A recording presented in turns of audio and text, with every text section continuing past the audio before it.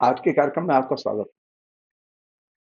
आज हम लोग जो कल एपिसोड किया था अ, फ्रेडरिक जैमसन के द्वंद्वात्मक आलोचना प्रणाली, उसका ये दूसरा एपिसोड है।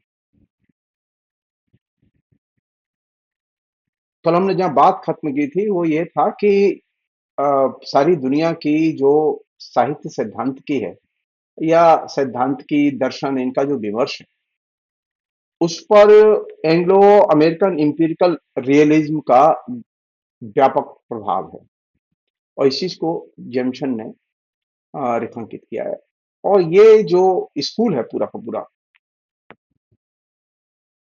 इससे राजनीति, संस्कृति, साहित्य, कला, तमाम क्षेत्र प्रभावित हैं।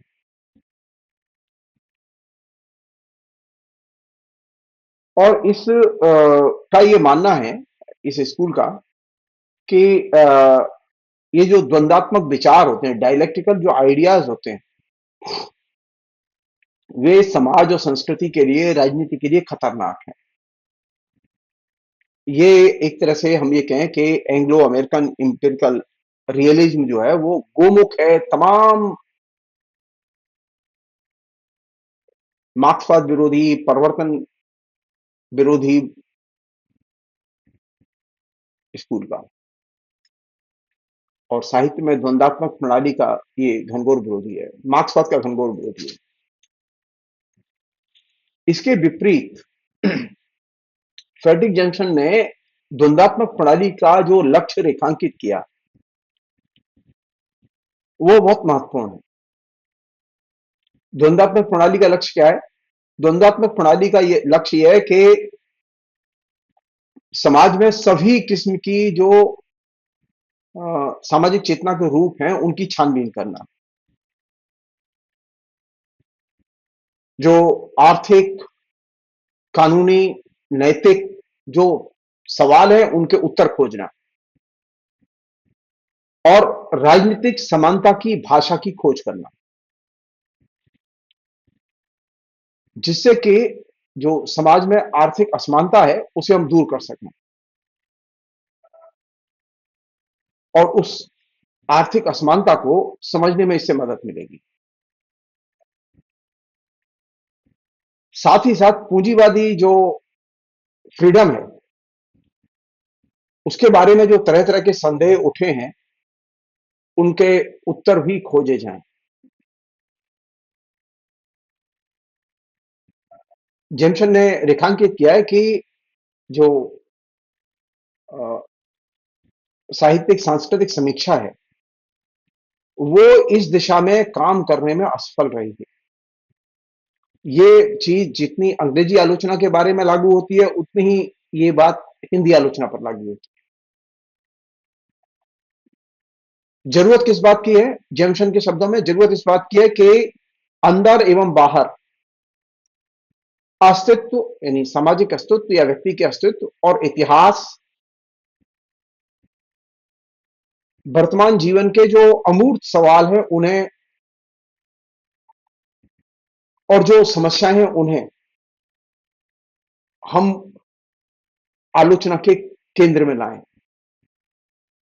हमारे यहाँ तो हालत यह है कि जो ज्वलन सवाल होते हैं उनसे हमारी आलोचना भागती रही है।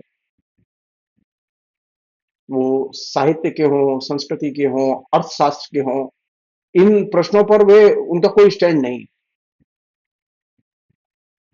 जब तक इन विषयों पर आप स्टैंड नहीं लेंगे और आप इनके विकल्प नहीं खोजेंगे, उत्तर नहीं खोजेंगे, तब तक सामाजिक परिवर्तन संभव नहीं है और भविष्य के लिए आप इसे जिंदा नहीं रख सकते। यानी जो द्वंदात्मक विचार है या हम ये कहें मार्क्सवाद है, इसे आप जिंदा नहीं रख सकते क्योंकि अधिकांश जो आलोचक हैं वो डायलेक्टिकली सोचते नहीं है। वे डायलेक्टिकली चिंतन से या तो दूर जा चुके हैं या फिर वे एक तरह से नीच से की शरण में जा चुके हैं। ये जो जेमसन की राय है, ये राय बहुत ही महत्वपूर्ण है।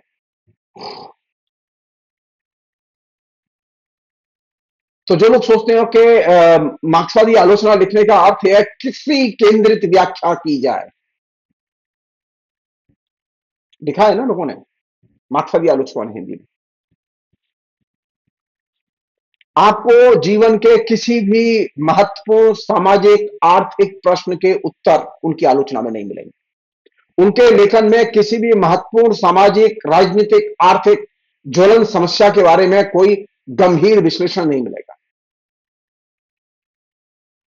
क्यों? क्योंकि वे द्वंद्वात्मक तरीके से सोचते ही नहीं है। और बहुत सारे लोग तो नीचे की शरण में जा चुके हैं। जब मैं कह रहा हूं नीचे की शरण में जा चुके हैं, तो आप लोग सब लोग जानते हैं कि नीचे जो है हिटलर का विचार गुरु था।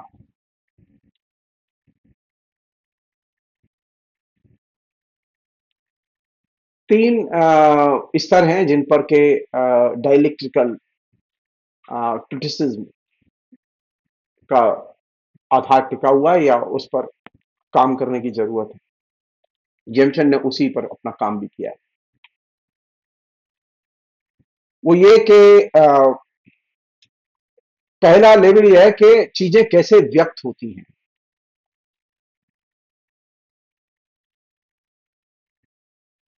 वो जैसे व्यक्त हो रही हैं, उसका प्रोसेस और उसकी आवश्यकता समझी जानी चाहिए। कुछ लोग हैं जैसे वो हाड़ौती में बोलते हैं, कुछ लोग मेवाती में बोलते हैं, कुछ लोग ब्रिज में बोलते हैं, और वो अपनी उनकी अव्यंजना की शैली है, वो उनकी अपनी देशज भाषा है, उसे समझने की जरूरत है। कोई व्यक्ति जब अपनी भाषा में किसी भी समस्या के मर्म की तरफ ध्यान खींचता है, तो उसके अव्यंजना शैली का अध्ययन किया जाना चाहिए। या खड़ी बोली हिंदी में कोई व्यक्ति अपनी बात कहता है तो उसका अध्ययन किया जाना चाहिए और देखा जाना चाहिए कि वो क्या कह रहा है।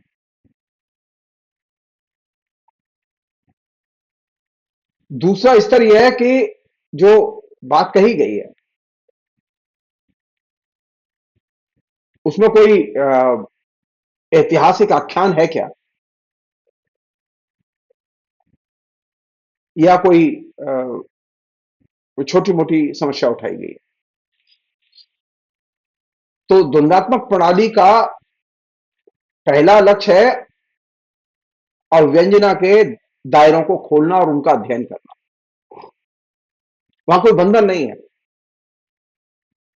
अव्यंजना के रूपों को लेकर कोई बंधन नहीं है। दूसरा यह है कि ऐतिहासिक आख्यान कौन से हैं उनको सामने लाना, उनकी समस्याओं को सामने लाना, और ऐतिहासिक आख्यान पर बात करते समय किस चीज की क्षति हुई है उसकी खोज करना।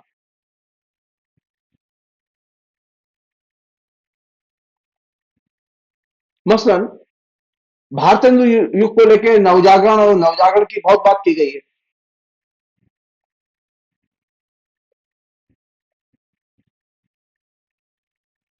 फ्रीडम मूवमेंट की भी चर्चा काफी है। लेकिन इस दौर का जो सबसे बड़ा आख्यान है, हिस्टोरिकल आख्यान है, वो कौन सा है? फ्रीडम मूवमेंट के दौर का 1857 और उसके बाद का जो सबसे बड़ा आख्यान है, एक तो वह जो पॉलिटिकल आख्यान है जो कि प्रथम स्वाधीनता आंदोलन लड़ा गया 1857 में, उसके बाद में गांधी के नेतृत्व में बड़ी लड़ाइयां लड़ी, देश की आजादी के लिए स्वाधीनता आंदोलन लड़ा गया, ये एक बड़ा आख्यान है। इसमें बहुत लिखा है लोगों ने। कौन सी चीज छूट रही है इसमें?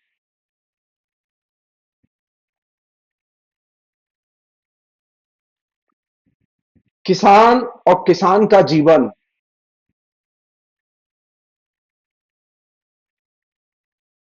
किसान और किसान के जीवन का आख्यान इसमें एकदम मिसिंग है।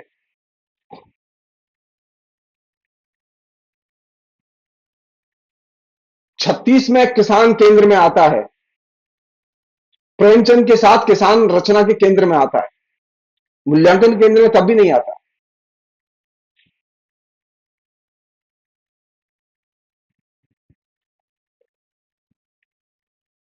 किसान के जीवन में कौन सी तबाही मच रही थी? किसानों ने अनेक रिवोल्ट किए। वो तमाम किस्में जो जनजाति और दूसरे रिवोल्ट आप देखते हैं, वो कौन लोग हैं? वो एथनिक रिवोल्ट नहीं है, वो किसानों के रिवोल्ट हैं। 1857 के बाद तकरीबन 100 रिवोल्ट हुए हैं भारत में। विभिन्न इलाके ब्रिटिश शासन से छीन के अपने कब्जे में रखे किसानों ने। कहीं 2 साल, कहीं 3 साल, कहीं 4 साल, कहीं 1 साल, कहीं 6 महीना। और ये जो इलाका दखल ब्रिटिश शासन से मुक्त करके किया गया, ये एक तरह से बगावत थी। लेकिन ये बगावत तो कभी चर्चा के केंद्र में आती ही नहीं है। बड़े पैमाने पर अकाल पड़े जिससे कि करोड़ों किसान मर गए, शहरी लोग मर गए। आप एक कोविड-19 से परेशान थे, जिसमें करीब 50 लाख से अधिक लोग मारे गए। भयानक अकाल पड़े और भयानक महामारियां फैली।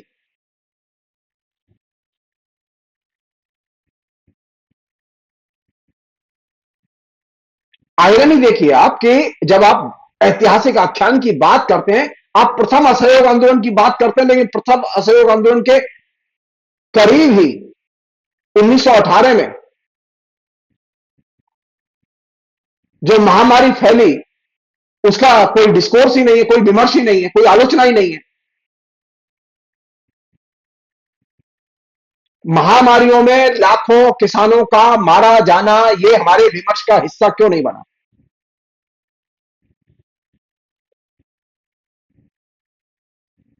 ये तो चिंता की चीज है। यही वह जगह है जहां डायलेक्टिकल क्रिटिसिज्म हमारी मदद करता है। वो ये बात रेखांकित करते हैं कि हमें ऐतिहासिक आख्यान खोजने चाहिए और ऐतिहासिक आख्यानों को जो जिनको बताया गया है, उनके प्रस्तुतिकरण में कौन सी चीजें छूट गई है और क्या क्षति हुई है, इसे बताया जाना चाहिए। थर्ड चीज जिसका कि फ्रेडरिक जैक्सन इस्तेमाल करते हैं और विकसित करते हैं, वो ये कि अंतर्विरोध कैसे पैदा होते हैं।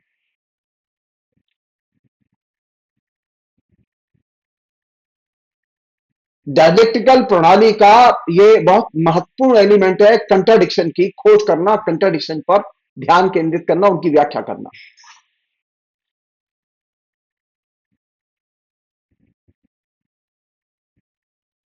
संयोग की बात है कि पहली जो दो बातें हैं, मतलब अव्यंजकता के जो रूप हैं, उनके बारे में फ्रेडरिक जैक्सन ने कम लिखा है। उसी तरह ऐतिहासिक आख्यानों के बारे में कम लिखा है, लेकिन कंट्राडिक्शन के बारे में फ्रेडरिक जैक्सन ने सबसे अधिक लिखा है। तो द्वंदात्मक प्रणाली का इस्तेमाल करते समय अव्यंजकता और ऐतिहासिक आख्यानों की खोज, और उन आख्यानों की खोज जो चर्चा के केंद्र से गायब है, और जो आख्यान पेश किए गए उनके सीमाएं क्या हैं, उन सीमाओं को रेखांकित करना, उसके आगे जाना। और थर्ड चीज कंट्राडिक्शन की खोज करना, कंट्राडिक्शन पर विचार करना, कंट्राडिक्शन कैसे पैदा होते हैं।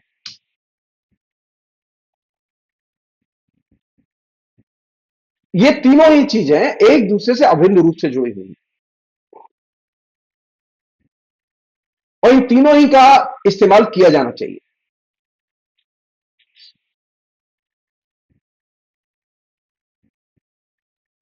यहां उल्लेखनीय है कि फ्रेडरिक जैक्सन ने सन 1971 में पहली बार मेटा कमेंट्री के नाम से एक निबंध लिखा। ये एक तरह से व्याख्यान है उनका, और ये व्याख्यान उन्होंने मॉडर्न लैंग्वेज कन्वेंशन में दिया था। इसमें वे एक बहुत महत्वपूर्ण पहलू की तरफ ध्यान खींचते हैं कि जो लिटरेरी क्रिटिसिज्म है, वो एक तरह से, या साहित्य सिद्धांत है, वो एक तरह से छद्म समस्या को केंद्र में रख के ज्यादा बेहतर ढंग से पढ़े जा सकते हैं। किसी भी साहित्य सिद्धांत को आप परखने के लिए छद्म समस्या को केंद्र में रख के उसे लागू करें और फिर उसका मूल्यांकन करें। अनेक आलोचकों का ये सबसे प्रिय तरीका रहा है और इसके जरिए साहित्य सिद्धांत और उनकी जटिलताओं में प्रवेश करने में मदद मिलती है।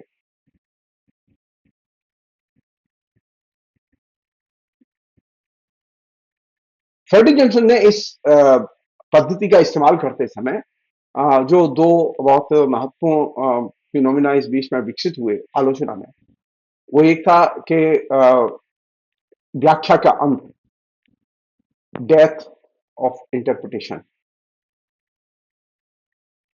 और अंतर वस्तु का अंत। ये दो बहुत इंपॉर्टेंट फिनोमिना जो इस बीच में विकसित हुए, इन दोनों पर वे विचार करते हैं। और सुसान सोनटाग के 1965 में लिखे प्रसिद्ध निबंध, जिसने कि बहुत बड़े पैमाने पर अंग्रेजी की आलोचना को प्रभावित किया, उसका शीर्षक था अगेंस्ट इंटरप्रिटेशन। इस निबंध की फ्रेडरिक जॉनसन अपने इस मेटा कमेंट्री नामक व्याख्यान में आलोचना प्रस्तुत करते हैं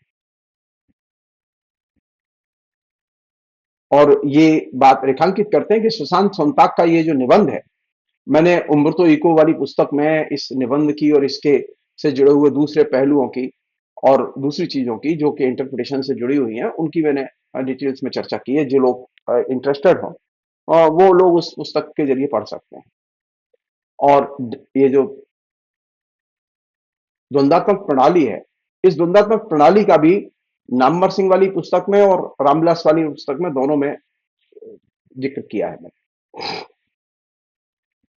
एक अन्य चीज है जिसका कि वे जिक्र करते हैं फ्रेडरिक जॉनसन, वो कहते हैं कि 20वीं शताब्दी के साहित्य पर विधेयवाद या पॉजिटिविज्म और प्रैग्मेटिज्म, व्यवहारवाद, इन दो का गहरा असर है। और साथ ही साथ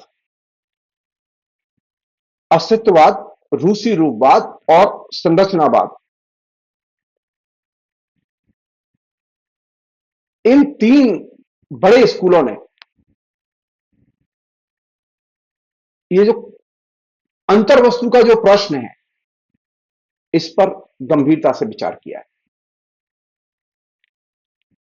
क्योंकि ये तीनों ही, अस्तित्ववाद, रूसी रूपवाद और संरचनावाद, ये तीनों ही किसी न किसी बहाने अंतर्वस्तु को अस्वीकार करते हैं और अपने लक्ष्यों की संतुष्टि के लिए वे फॉर्म और दूसरे रूपों को व्यवहार में लाते हैं। ये तीनों ही स्कूल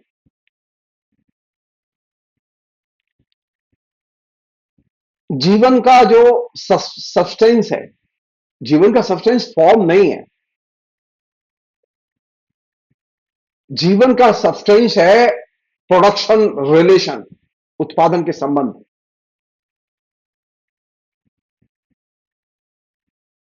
ये तीनों ही स्कूल, अस्तित्ववाद, रूसी रूपवाद और संरचनावाद, ये तीनों ही स्कूल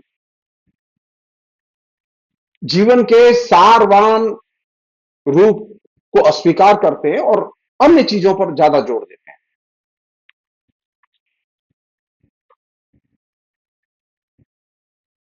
अब इसके जरिए एक नई स्थिति पैदा होती है जिसकी तरफ फ्रेडरिक जॉनसन ने ध्यान खींचा है।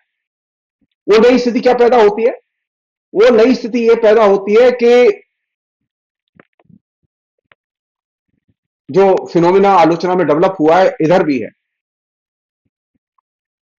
फेसबुक तो अभी भरा पड़ा है, साहित्यिक पत्रिकाएं भरी पड़ी हैं, यहां तक कि आलोचकों के निबंध भी इससे भरे पड़े। उसमें पहला फिनोमिना जो विकसित हुआ है वो है कि पाठ की रूटीन व्याख्या और पाठ की रूटीन व्याख्या हर आदमी कर रहा है,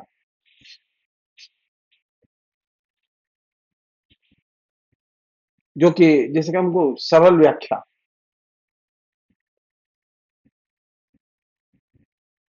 तो एक फिनोमेना यह है कि पाठ की रूटीन व्याख्या बड़े पैमाने पर पैदा हुई है, लेकिन आलोचना के विकास में इससे मदद नहीं मिलती। इसे आलोचना नहीं कहते। पाठ की रूटीन व्याख्या आलोचना नहीं है। दूसरा फिनोमेना है जिस पर कि कायदे से ध्यान दिया जाना चाहिए, वो ये कि पाठ का जो बड़ा कैनवास है उसको कैसे हम व्याख्यायित करें।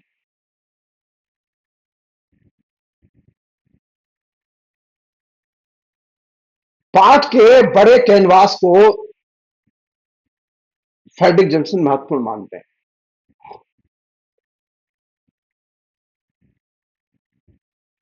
वो कहते हैं कि क्या पाठ के बड़े कैनवास को व्याख्यायित करने के लिए सवाल खड़े किए गए या सवाल खड़े किए जा सकते हैं।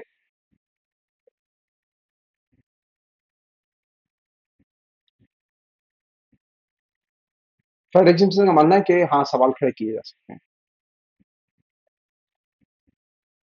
लेकिन यह निर्भर करता है कि आलोचना का रूप क्या है, आलोचना का स्तर क्या है।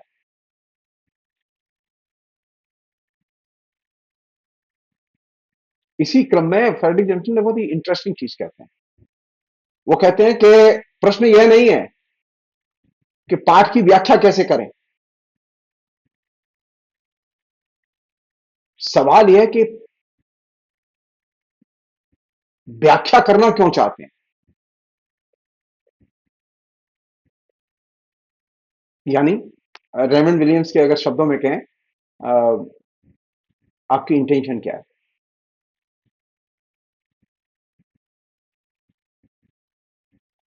आप किस मंशा से पाठ की व्याख्या करना चाहते हैं। थर्ड जो हिस्सा जो उन्होंने आलोचना को खोला,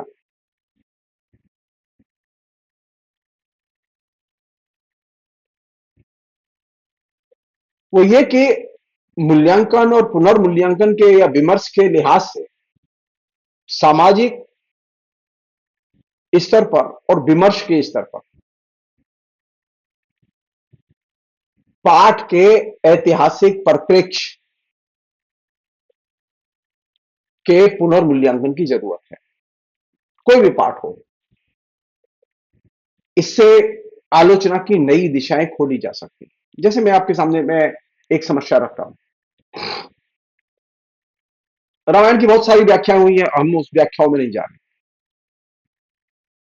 हम एक नई चीज आपसे साझा कर रहे हैं।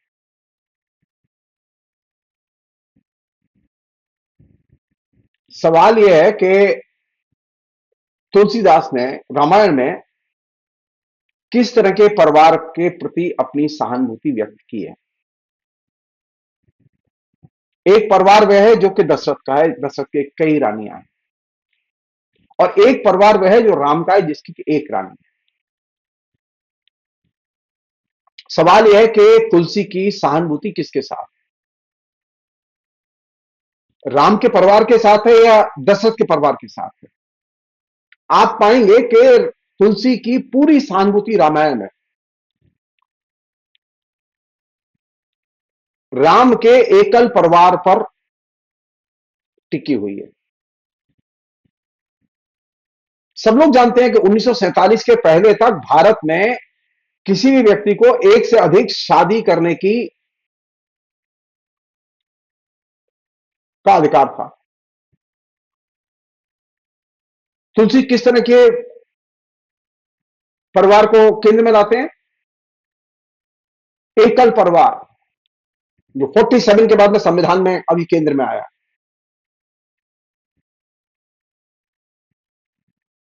तो अगर उसका एक बड़ा कैनवास खोलकर देखा जाएगा कि वह जो भक्ति आंदोलन के कवि हैं, वे भक्ति आंदोलन के कवि किस तरह के परिवार को महत्वपूर्ण मानते हैं, तो हमें देखना होगा कि भक्ति आंदोलन के कवियों के जीवन में क्या स्थिति थी।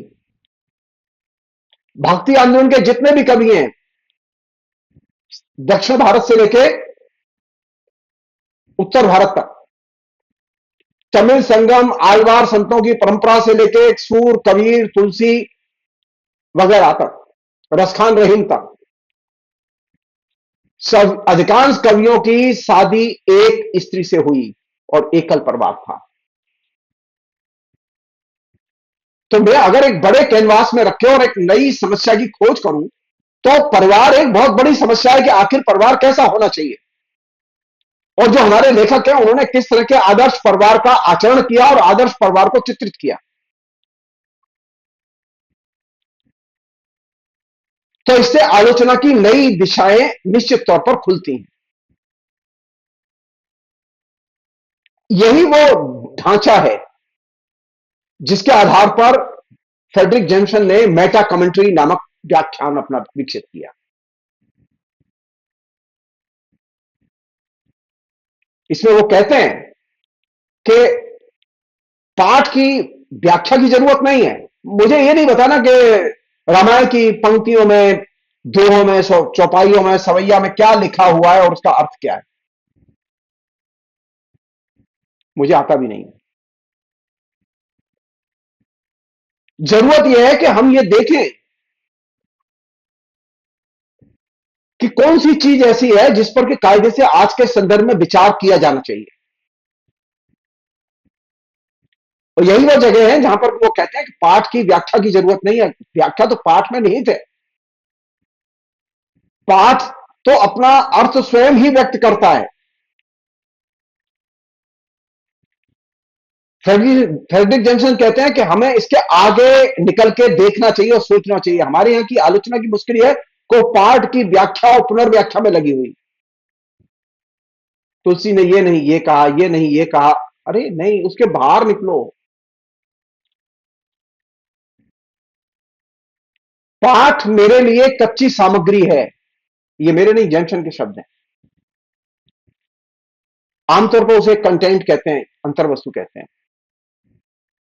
और ये जो कंटेंट है ये कभी रूप रहित नहीं होता। उसी तरह जो अन्य कला रूप हैं जो कच्चे माल की तरह हैं हमारे मूल्यांकन और व्याख्या के लिए, वे भी रूप रहित नहीं होते। उनका भी अपना एक फॉर्म है, उनका भी एक अपना अर्थ है।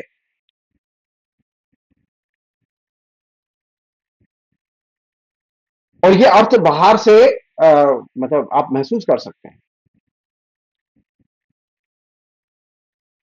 इसी तरह हमारे जीवन में जो शब्द हैं जिनका हम इस्तेमाल करते हैं, जो विचार है हम जिनका इस्तेमाल करते हैं, जो वस्तु है जिनका हम उपभोग करते हैं, जो इच्छाएं जिन्हें हम व्यक्त करते हैं, जो व्यक्ति है जिनसे हम मिलते हैं, जो स्थान है जिन्हें हम देखते हैं, जिनमें घूमने के लिए जाते हैं, जो गतिविधियां हम लोग करते हैं, उन सब के अपने फॉर्म हैं।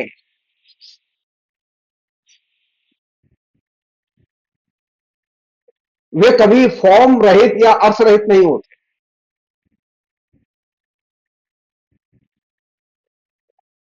तो कलारूप इनको अर्थवान नहीं बनाते, क्योंकि ऑलरेडी इनके अर्थ हैं। वे पहले से ही अर्थपूर्ण हैं। कलाओं में जब ये चीजें आती हैं तो वे अर्थ का रूपांतरण करती हैं।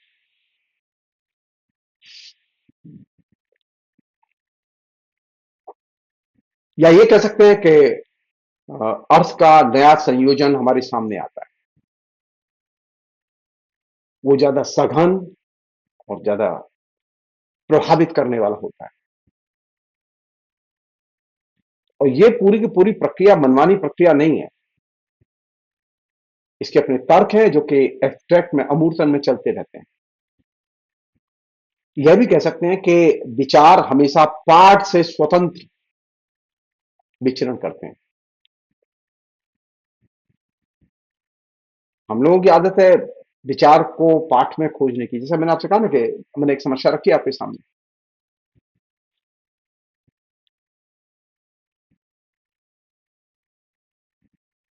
तो हम जब बात करें तो हम ये देखें, मसलन अगर मुझसे पूछें आपके मीरा का सबसे बड़ा कंट्रीब्यूशन क्या है, भक्ति आंदोलन का सबसे बड़ा कंट्रीब्यूशन क्या है, किस चीज पर ज्यादा विचार किया जाए, वो कृष्ण भक्ति वाले हों, चाहे राम भक्ति वाले हों, चाहे वो किसी और संप्रदाय के मानने वाले, या वो नाथ और सिद्धों की संप्रदाय के मानने वाले। भक्ति आंदोलन का सबसे बड़ा, और भक्ति आंदोलन के कवियों का सबसे बड़ा कंट्रीब्यूशन यह है, पब्लिक स्पेस, जनता की गतिविधि के लिए सार्वजनिक स्पेस का निर्माण करना।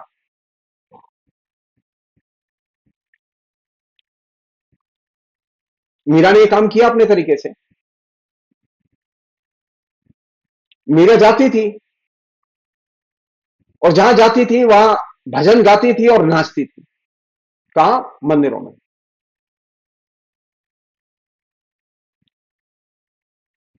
और ये जब वो काम करती है तो वह स्त्रियों के लिए पब्लिक स्पेस निर्मित करती है।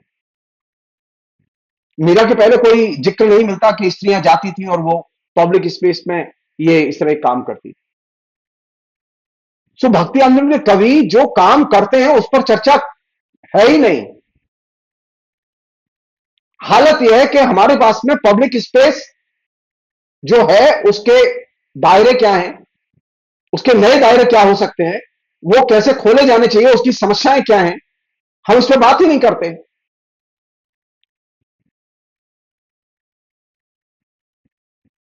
नए प्रश्न, नए अर्थ, नए विचार पाठ की व्याख्या के क्रम में खोले जाने चाहिए। और ये सारी चीजें पाठ से स्वतंत्र विचरण करती हैं। एक आखिरी चीज इस पूरे प्रसंग में,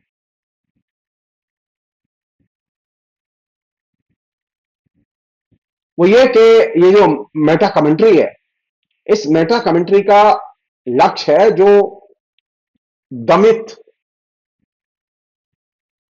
भावनाएं हैं या छिपे हुए अर्थ हैं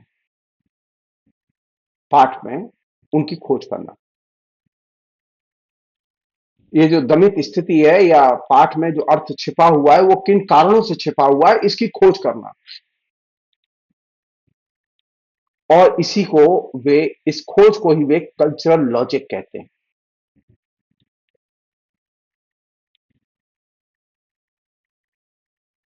जब आप दमित अर्थ की खोज करते हैं तो आप सांस्कृतिक तर्क से काम लेते हैं, उसके कारणों की खोज करते हैं। आप ये जानने की कोशिश करते हैं कि अर्थ दबाया क्यों गया, ये छुपा क्यों रहा, ये दबाया क्यों गया, ये छिपा क्यों रहा। ये दो सवाल प्रमुख होते हैं। और इसके समाधान के तौर पर फ्रॉइड ने जो अपना फेमस निबंध लिखा था, creative writers and day dreaming, उसकी धारणाओं का अपने तरीके से फ्रेड जेम्सन इस्तेमाल करते हैं। मैंने इस डे ड्रीमिंग की के निबंध की विस्तार से चर्चा अपनी पुस्तकों में की है, और वो उपलब्ध है। वो जनमाध्यम सिद्धांत की नाम से एक पुस्तक है, मेरी और सुधा सिंह की, उसमें वो चीज उपलब्ध है। जब आप दमित अर्थ को खोजते हैं, मूल बात जिसको कि मैं रेखांकित करना चाहता हूं, या वे जो दायरे हैं जो कि अब तक अप्रकाशित थे उन्हें उद्घाटित करते हैं, तो आप एक तरह से प्राइवेट को पब्लिक करते हैं, प्राइवेट अर्थ को खोलते हैं।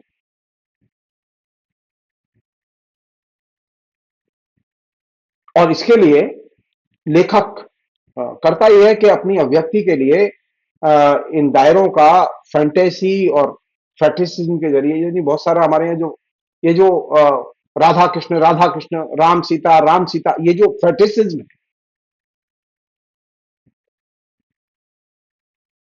इसका बहुत इस्तेमाल है। राम की फैंटेसी का बहुत इस्तेमाल है, लेकिन ये फैंटेसी और ये जो फैक्टिसिज्म है, इसके पीछे असल में जो दमित दायरे हैं, जो प्राइवेट एरियाज हैं, उन्हें खोलने की जरूरत है।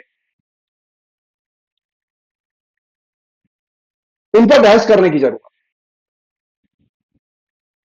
मसलन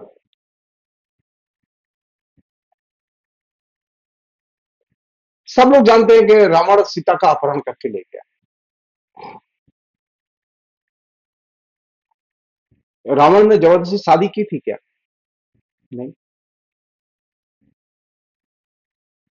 वो ले गया और उसने अशोक वाटिका में रख दिया, जो कि आख्यान में कहानी है।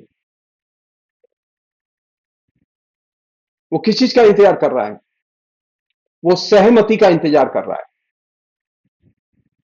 तो नया प्राइवेट दायरा क्या खुलता है? स्त्री से कब शादी की जानी चाहिए?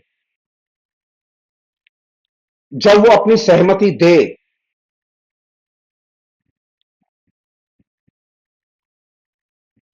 और ये चीज रामायण में है, रामायण के टेक्स्ट में है, लेकिन हमारे डिस्कोर्स से गायब है। रावण राक्षस था या विद्वान था, ये इन मटेरियल।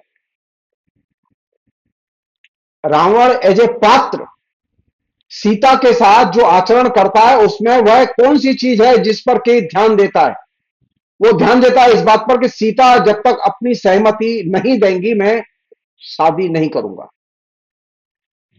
और वो इसका अंत तक पालन करता है। ये है पाठ में छुपा हुआ प्राइवेट दायरा।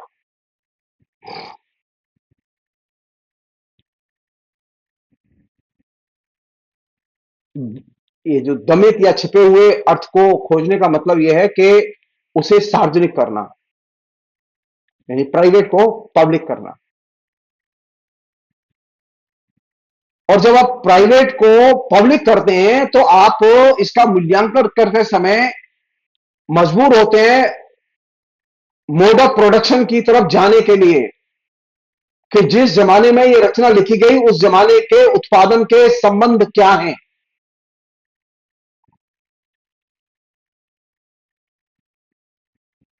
तो फ्रेडरिक जेंसन कहते हैं कि जब हम किसी भी पाठ का मूल्यांकन करें और वह क्षेत्र जो अभी तक छिपा हुआ है,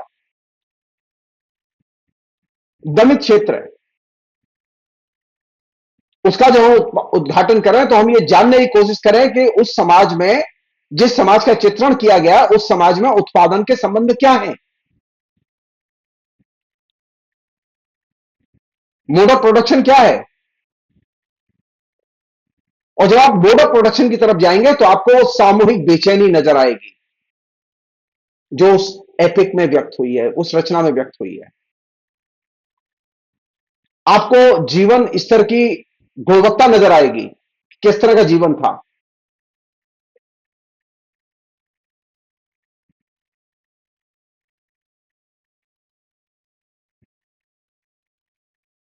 हमारे यहाँ एक मतलब एक प्रवृत्ति है, और वो साहित्य में भी है, हिंदी में भी है। वो ये कि हम मतलब श्रेष्ठ नरेटिव,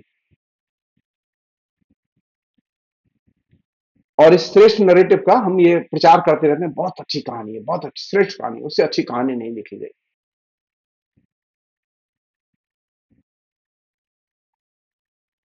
ये इस तरह के जो वर्गीकरण है, इससे बचना चाहिए। जेमसन कहते हैं इससे बचना चाहिए।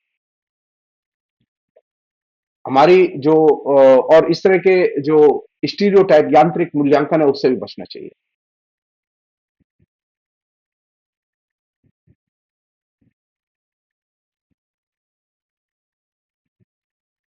इतिहास के प्रति वस्तु केंद्रित या ऑब्जेक्ट केंद्रित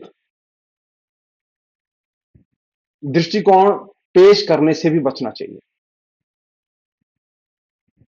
हाँ, हमें प्राइवेट और सार्वजनिक लाइफ के अंतर विरोधों की चर्चा केंद्र में लानी चाहिए।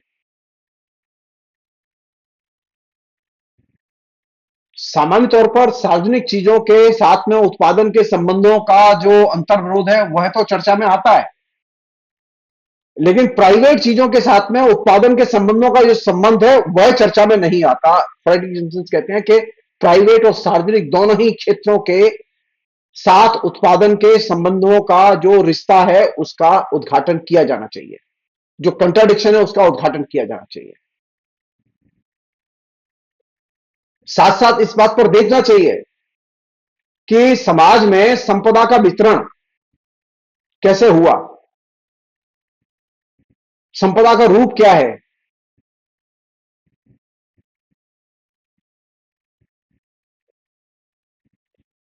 समाज में कितनी संपदा है लोगों के पास। अभी हालत देखिए कि खूब मॉडर्न उपन्यास लिखे जा रहे हैं, खूब मॉडर्न जीवन शैली पर उपन्यास लिखे जा रहे हैं, लेकिन उत्पादन के संबंधों के साथ में उपन्यासों के विश्लेषण की पद्धति गायब है। आप चाहे ये जो पॉपुलर उपन्यास हैं उन्हें देखें आप, या साहित्यिक उपन्यास है उन्हें देखें आप, इनके जितने भी मूल्यांकन हैं वे प्रोडक्शन रिलेशन के साथ में उपन्यास का जो संबंध है उसके संबंध के साथ व्याख्या नहीं करते।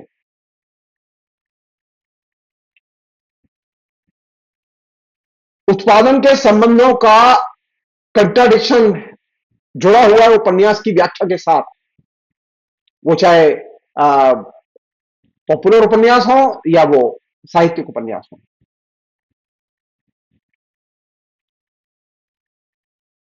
और उसमें जो संपत्ति और संपत्ति के दायरे, वितरण के दायरे छिपे हुए हैं, संपत्ति किस तरह की है, उसका वितरण किस तरह का है, इसकी बात की जानी चाहिए।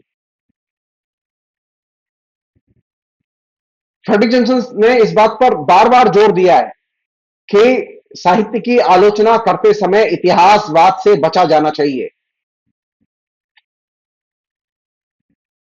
हमारे यहां जो इतिहासवादी लोग हैं अभी भी हैं, वे कहते हैं अरे देखो इस समाज में बहुत कुछ बुराई है, तो कुछ अच्छे लोग भी तो हैं। तो वे सारी चीजों को व्यक्तिगत स्तर पर देखते हैं। नहीं, ये देखने का तरीका, इतिहासवादी तरीका, ये सही तरीका नहीं है। और वे देखते हैं कि परिवर्तन तो हुआ, देखो कुछ लोगों का जीवन तो सुधरा है, और सारा समाज नरक हो चुका है, लेकिन कुछ लोगों का जीवन सुधरा है, इस पर उनकी नजर है। तो जब हम परिवर्तनों की बात करें तो हम व्यक्तियों के अंदर घटे परिवर्तनों की बात न करें, बल्कि बृहत्तर सामाजिक सांस्कृतिक स्तर पर जो परिवर्तन घट रहे हैं उनकी बातें करें, उनको देखें। लेकिन इतिहासवादी जो लोग हैं वो इसे देखने में असमर्थ होते हैं, ये उसकी सीमा है। वे हमेशा एकल व्यक्ति का उदाहरण देते हैं। फ्रेडरिक जेंसन इस तरह के एकल व्यक्ति केंद्रित मूल्यांकन को एक तरह से साहित्य का स्कैंडल कहते हैं। वो कहते हैं कि साहित्य के मूल्यांकन के लिए हमें दर्शन के इतिहास और साहित्य के इतिहास दर्शन दोनों की ही मदद लेनी चाहिए।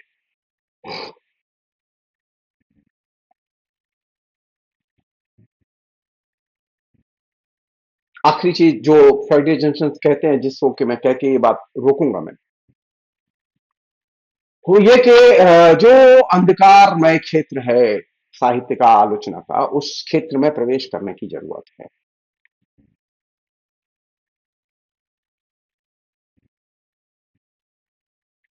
उस क्षेत्र में प्रवेश करने की जरूरत है जहां लोग इतिहास की शरण में जाके छिपे बैठे हैं। हमारा इतिहास ऐसा था, हमारा इतिहास, अरे वो था।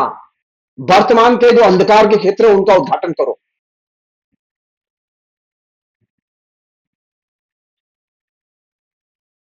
समाज में व्याप्त स्वतंत्रता पर उसका क्या असर हो रहा है उसका उद्घाटन करो।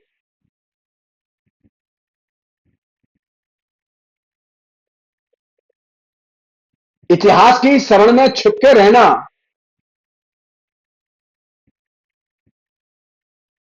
द्वंद्वात्मक प्रणाली का लक्ष्य नहीं है। द्वंद्वात्मक प्रणाली का लक्ष्य है कि इतिहास की शरण से मनुष्य को बाहर लाया जाए। हमारे यहाँ कोशिश हो रही है, सरकार की भी कोशिश है और दूसरों की भी कोशिश है, जो उनके प्रचारक हैं वो फेसबुक पर भी है, वो सोशल मीडिया में भी है, वो मीडिया में भी है, वो बार बार इतिहास में राम जी का युग, कृष्ण का युग, ये क्या है? ये व्यक्ति को इतिहास की शरण में ले जाके कैद करना है।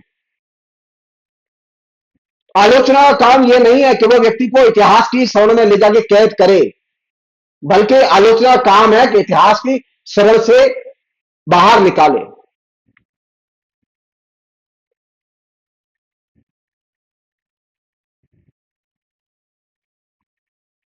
और इस की मुक्ति के लिए, यानी इतिहास से व्यक्ति की मुक्ति के लिए सामाजिक ऐतिहासिक परिस्थितियों का सही ढंग से बार बार चित्रण किया जाना चाहिए, मूल्यांकन किया जाना चाहिए। और यह काम पॉलिटिकल है और इसे पॉलिटिकल दृष्टिकोण से किया जाना चाहिए।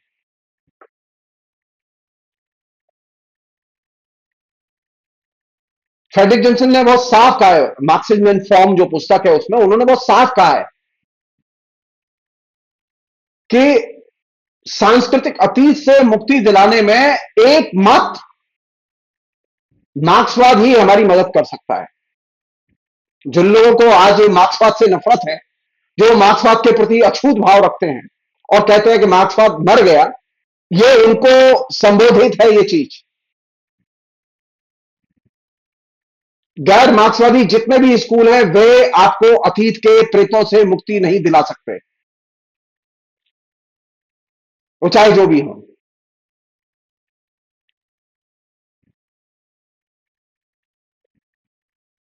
जंक्शन कहते हैं कि एकमात्र मार्क्सवाद है जो हमारी मदद कर सकता है अतीत के प्रेतों से मुक्ति दिलाने में। एकमात्र मार्क्सवाद ही है जो व्यक्ति के अंदर सामाजिक जो सामूहिक कहानी है, जो कि उसके अंदर छिपी हुई है।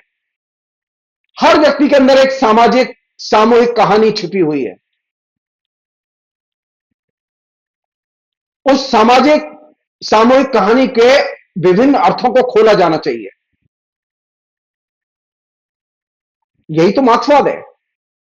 लोग कहते हैं ना, हम तो मार्क्सवादी, कोई व्यक्ति ऐसा नहीं है जो कि मार्क्सवादी न हो। जिस व्यक्ति के अंदर सामूहिक कहानी निहित है वो व्यक्ति मार्क्सवादी है। मार्क्सिज्म एंड फॉर्म नामक पुस्तक में बाकायदा इसको रेखांकित किया है फ्रेडरिक जॉनसन ने। हमारे यहां बहुत सारे लोग हैं, मैं तो मार्क्सवाद को नहीं मानता। अरे तू नहीं मानता तो क्या, मार्क्सवाद तो तेरे अंदर है, क्योंकि तुम सामूहिक आख्यान तुम्हारे जीवन में है, और सामूहिक आख्यान अगर हमारे जीवन में है तो मार्क्सवाद हमारे जीवन में है। सवाल यह है कि हम उसके अर्थों को और उसकी व्याख्याओं को हम जानते हैं कि नहीं जानते। ज्यादातर लोग नहीं जानते।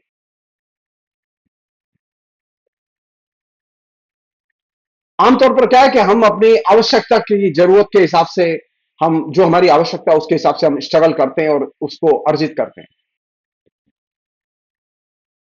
लेकिन इस आवश्यकता के दायरे को ब्रेक करके सामूहिक चेतना की स्वतंत्रता के दायरे में दाखिल होना सबसे बड़ी चीज है, और यही काम मार्क्सवाद करता है।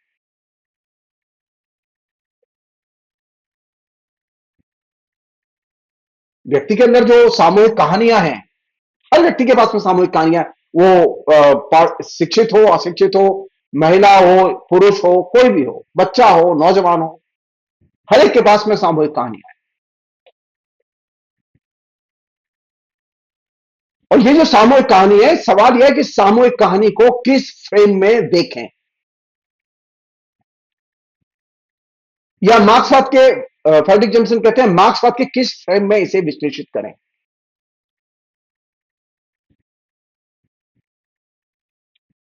एक अन्य शिक्षा जो सबके लिए है वो ये कि अगर हम मार्क्सवादी हैं तो हमें अन्य का विरोध नहीं करना चाहिए। कुछ लोग हो सकते हैं जो मार्क्सवादी ना हो, फाइन, वो अपने तरीके से गैर मार्क्सवादी तरीके से चीजों को व्याख्यायित करना चाहते हैं, करें। वो कहते हैं व्याख्या के अन्य फ्रेमवर्क का हमें विरोध नहीं करना चाहिए। मार्क्सवाद की जो मुठभेड़ है वो क्या है? मार्क्सवाद की मुठभेड़ है कि मनुष्य की जो रियल स्पिरिट है उसे सामने लाया जाए और अन्य के जो व्याख्यापरक रूप है उन पर हमले से बचा जाए।